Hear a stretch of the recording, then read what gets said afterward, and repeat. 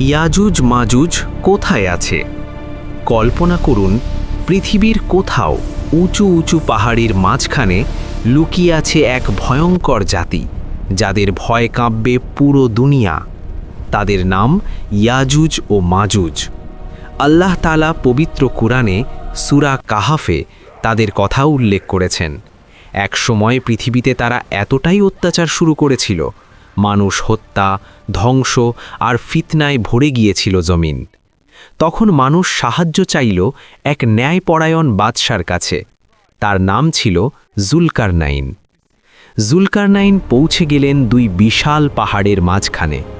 সেখানে তিনি দেখলেন ওই দিকেই বাস ইয়াজুজ মাজুজের। মানুষ কাঁদতে কাঁদতে বলল, হে বাদশাহ, আমাদের আর তাদের মাঝে একটি শক্ত প্রাচীর বানিয়ে দিন।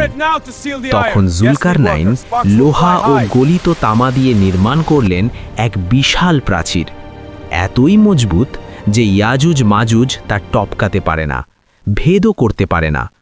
কিন্তু হাদিসে এসেছে তারা প্রতিদিন সেই প্রাচীর কাটতে থাকে।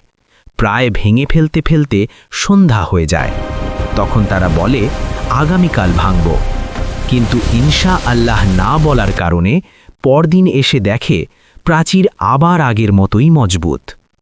এভাবেই তারা বন্দী রয়ে গেছে আজও এই পৃথিবীর কোথাও। কিন্তু মনে রেখো, কিয়ামতের বড় নিদর্শনগুলোর একটি হলো এই ইয়াজুজ মাজুজের বের হওয়া। যখন আল্লাহ হুকুম দেবেন, প্রাচীর ভেঙে যাবে আর তারা ঢেউয়ের মতো ছড়িয়ে পড়বে পুরো পৃথিবীতে।